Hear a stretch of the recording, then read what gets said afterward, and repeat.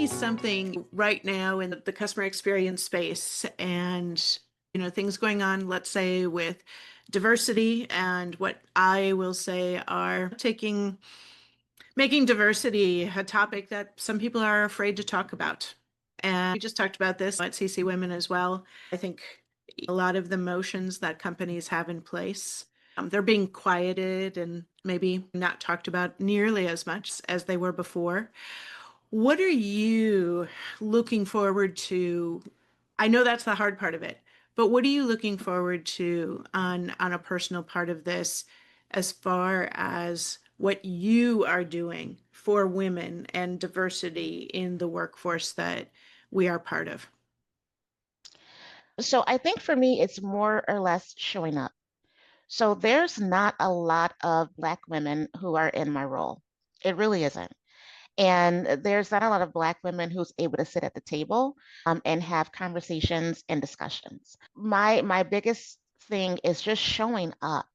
Like it's one thing to be in a room, but if you're quiet in a room, why are you even there? Mhm. You know what I mean? Like, why are you even there? If you don't have anything to add to the table, to the meeting, to the discussion, to the conversation, why are you even there?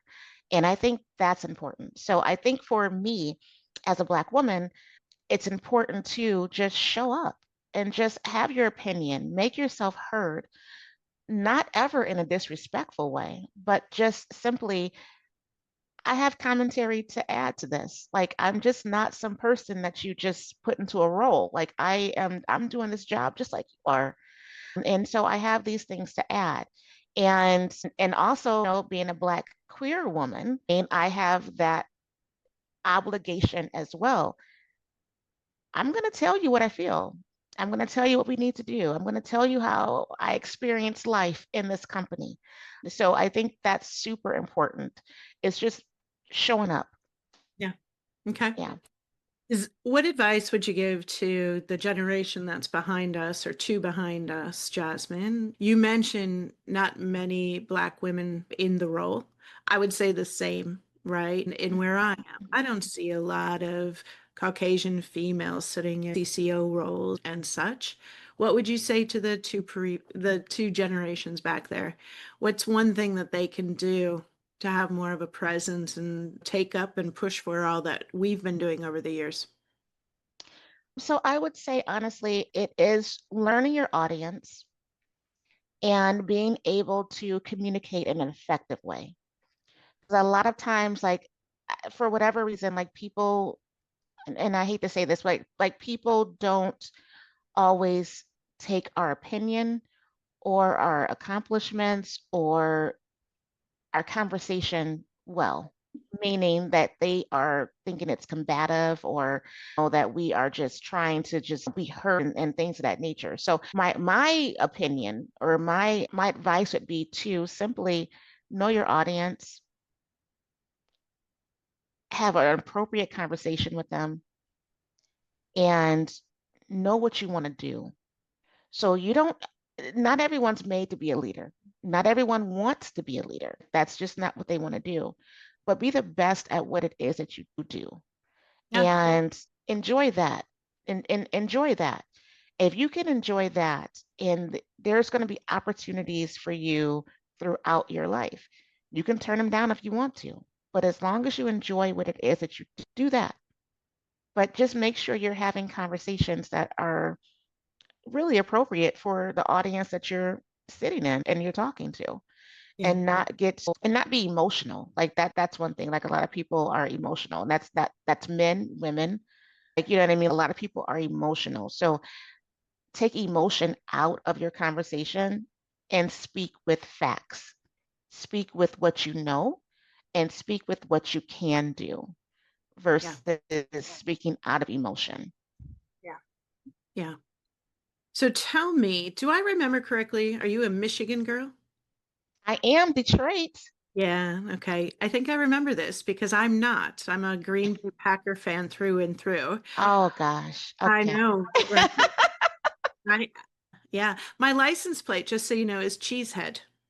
That's how committed I am not to being a Lions fan.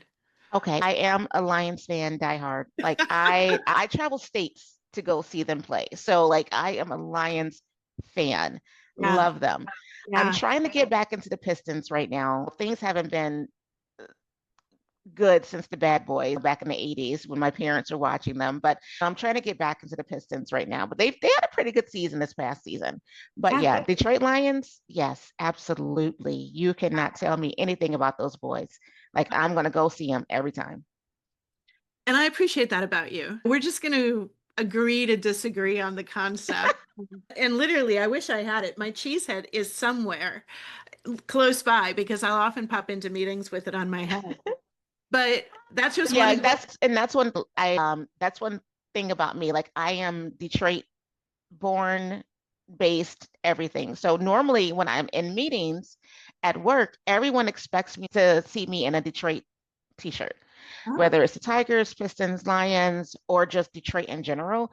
Like I always have on a red lip Detroit shirt and I am ready to go. Like I wake up in the morning, although I work from home, I wake up in the morning as if I'm going to an actual office. You know what I mean? I think that's important. I think that you should still present yourself as if you are going to work because you are going to work. So if anyone calls me, I'm available to answer the phone. Like I on camera. I'm on camera all the time. And yeah, normally it is in a Detroit based t-shirt. So you got a little so something different today. we're still going to be friends. We're not going to let this get in the way of a good friendship, but okay. We'll touch base every game this season and see how Yes. things are going, right? But that's an example of one thing you would do to unwind, right? Take care of yourself, make sure that you're ready for the day, whatever that means. Tell me something else you do to charge yourself. Give me an example. I love yoga. That's one thing I absolutely love. And in Detroit, there's a studio that has free classes downtown, and it's under the stars. And it's the 8 p.m. yoga. And it is the most beautiful thing and the most beautiful experience. But I love yoga. Another thing I do is I just like to take walks. Like I have a dog, her name is Sasha. And funny story, I never wanted Sasha. It's Oh, because I did not want Sasha because I knew that my girls were going to eventually go to college and they were going to leave me with this dog. And that's exactly what happened. So now she's my dog versus their dog. Now we have a relationship. I know I love to go on walks with her and take her to dog park or doggy daycare and stuff like that. So she's very sweet. But yeah, I just like to unwind, just not work. You know what I mean? Like I like whatever that looks like. If it's reading a book, whether it's taking a walk, whether it's just simply sitting and having some coffee and not opening up my phone to go through Teams and Outlook and things of that nature. I just simply want to do that. And I'm okay with it. I am okay with it. I think a lot of times we as humans, we work a lot. We work a lot on our days off, on our off time, like, that Teams message bings, that Outlook bings, and we just always want to go and check it. Just put the phone down. yeah. Yeah. Just put it down. Just literally just put it down and allow yourself an opportunity to breathe. Allow yourself an opportunity to not be in that particular moment. Because I would always tell my agents, I was like, there's nothing that's going to happen that's going to shut this company down tonight. You know what I Yeah. mean? There's nothing that's going to happen. So give yourself grace. Just stop. Like you don't like for my managers and my supervisors and things of that nature. If you're off at 5 o'clock, be off at 5 o'clock and enjoy the time with your family, please. Because there's Yeah. nothing that's happening right now. And I had to train myself to not send emails after work or in the middle of the night. I had to learn what the delay delivery is for Outlook. You know what I mean? Because people always assume because I was up and working that they needed to be up and working. And I never wanted that to happen. Like you have a whole family, you've got kids, you've got a wife, you've got a husband. Enjoy time with them when you're not with me, Yeah. please. So I had to train myself to do that because I didn't realize that I was training others to do what I was doing. Yeah. So I had to stop myself. Yeah, and that's huge. I just had it recently, honestly, with one of my employees who saw me doing a lot during my PTO. That individual took PTO and was doing a lot. And so I stepped in and said, "Hey, aren't you on PTO?" And that employee said, "Yeah, but you were responding to emails, you were on meetings." And I thought, okay, do as I say, not as I do. Got to get myself wired on that. And it's a good reminder to everybody, right? Be that leader that shows that you too can step away, take Mhm. that time, because that time is about you refreshing and recharging and getting ready to come back better. Exactly. Because what's the point of taking PTO if you're still working?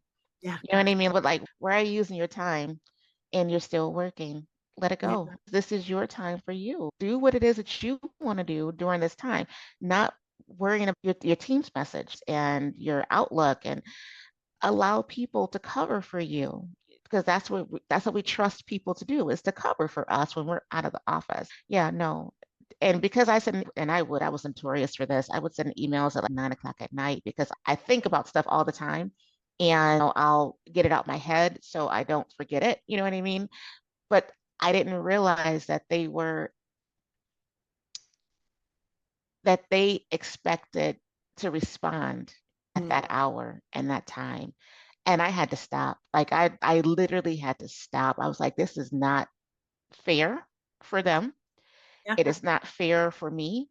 It's not fair for their families. I've got to stop doing this. So I've got a notepad that I write stuff down on, or I'll do the delay delivery, for emails and stuff of that nature. So it doesn't just come through right then. Yeah. Yeah. Gotcha. Jasmine, thank you for spending time. And again, thank you for showing up as a female in our industry and being the real, authentic person that you are. Thank you for saying yes to talking with me. I am going to send you only positive vibes as you are out on the hunt for your new amazing role. Yes. And if people want to get a hold of you, is LinkedIn okay? Oh, LinkedIn is perfect. Absolutely. I have my open to work that's open now. So, yeah, absolutely. If anyone wants to connect with me, they are welcome to. Like I say, I'm back on the dating scene. So, I'm going to be buying new people. So, we'll see what's going on. All right. Jasmine, thank you for being with us. And thank you, everyone, for spending some time with Jasmine and I today. Absolutely. Thanks so much for having me. And I hope you guys have a really great day.